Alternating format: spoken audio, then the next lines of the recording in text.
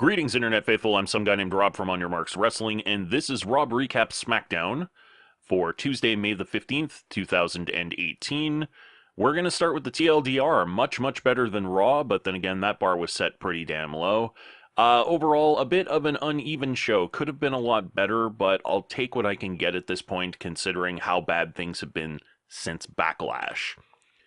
We open up with an opening recap of the AJ Styles and Nakamura feud, which I think was pretty weak. The WWE is usually really good at doing video packages and recaps and highlight reels and things of that nature, and it was just sort of the commentary team narrating over still photos, which I thought was kind of lame.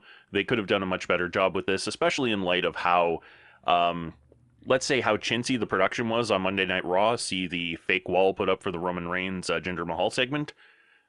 We move from that to Daniel Bryan being interviewed in the ring by Renee Young. Crowd is super hot for Daniel Bryan, as they should be. As a matter of fact, Bryan has a hard time getting his promo started just because of how loud and raucous the crowd is at chanting his name, which was really cool, actually. Unfortunately, things take a turn for the worse. Big Cass comes out, and whatever magic he had on the mic for his Miz TV segment several weeks ago has left him. The magic is gone. He cuts a very weak promo, then gets in the ring and gets his ass kicked. It all felt kind of pointless, and it was not a very good start to the night, in spite of the fact that Daniel Bryan got the biggest pop of the night, by far. The segment just really kind of fell flat on its face for me. Our first match of the night was The Bar versus The New Day. It was a solid match with actually surprisingly good chemistry between both teams. And actually, I was very pleasantly surprised by the commentary that was put in by The Miz. He wasn't overbearing. He was on point. On topic, I actually think that when his career's over, he would fit very well into an announcer's role, which would be nice because God knows how bad the announcing has become in WWE over the past few years. Xavier Woods is fantastic in this match, and actually I think that Big E and Xavier Woods are my favorite pairing for the New Day, taking nothing away from Kofi Kingston, but I don't know, there's just something about when Xavier Woods and Big E pair up that just feels... The matches just feel better. The chemistry feels a little more solid. The match ends when Big E spears Sheamus off of the ring apron down to the floor. That looked absolutely incredible. Xavier Woods hits a really impressive flying elbow off the top rope on Cesaro to pick up the victory. And it's going to be interesting to see who the New Day pick, because the winner of this match got to take one representative from their team to represent that group in the Money in the Bank ladder match. So... should be interesting to see who they pick. I wonder if they're going to wait until the night of, or if they're going to announce it next week. There really wasn't any kind of ruling on when that was going to take place. And one thing that I was actually really concerned about was that this was a pretty good solid opening match for the night, and lately on the WWE main roster, they've been putting their best matches up towards the front of the show. See Backlash and the previous night's Raw, both oddly enough Seth Rollins matches. They've been front-loading with some very strong matches, and then things tend to get weaker as the night goes along, so I was starting to get a little bit concerned.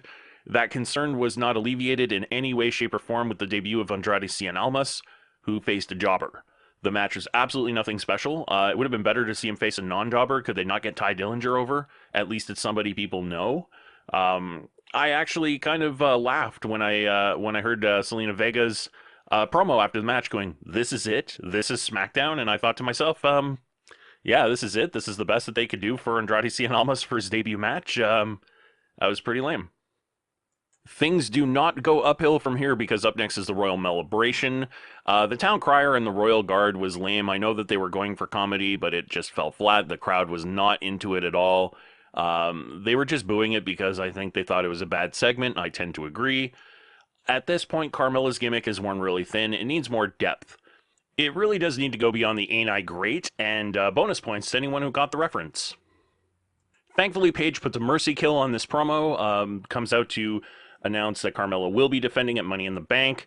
They get into a very pointless argument over, yes you will, no I won't, yes you will, and then Asuka is announced as the #1 contender for the Money in the Bank title match, which seems to me like a lot of buyer's remorse booking, as Asuka has pretty much done sweet fuck all since WrestleMania. I think as far as televised matches, she's been in 2 tag team matches, one a regular tag team, one a 6-woman tag team, and she's won one, lost one. So I'm not really getting why she would suddenly be the one who's first in line. I think I would rather see her in the Money in the Bank match. But anyway, she's announced as the #1 contender. There's zero interaction between the two of them, which I think really would have been needed to wake up the crowd, because the crowd by this point was just kind of dead. And it actually hurt the next match, which was the Money in the Bank qualifier, Becky Lynch versus Mandy Rose versus Sonya Deville.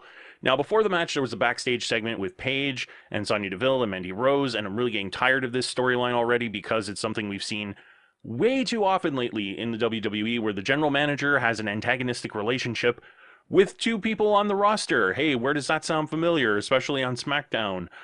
It's old, it's a tired formula, it needs to be retired, it needs to be taken out in the back, shot in the head, and buried in a shallow ditch. That's how tired and stale the formula has become. As far as the actual booking of the match goes, this smelled an awful lot like the previous night's match, where you had Alexa Bliss and Mickie James, sort of the best friends, going against the babyface. Here you had the two former members of Absolution going against Becky Lynch, which is kind of, 6 of one, half a dozen of the other. The match was a little bit better than that one, though.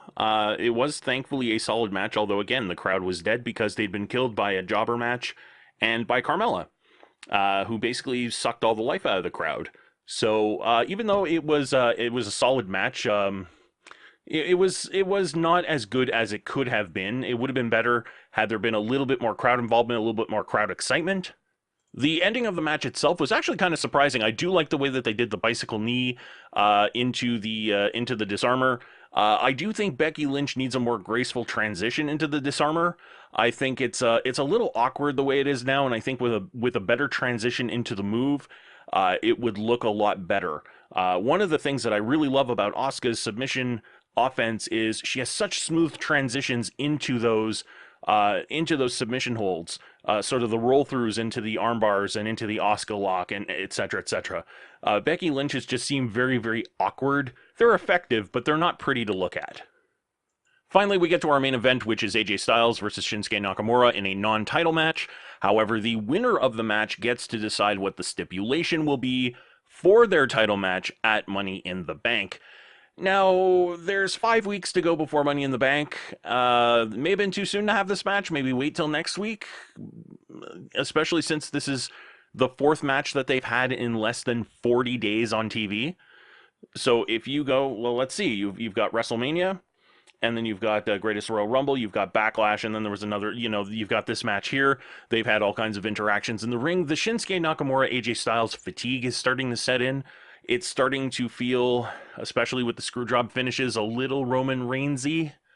Although the good thing is that the crowd hasn't turned on either of these guys yet, and probably it's because they're two of the best performers in the world, and they know how to put on a damn good match.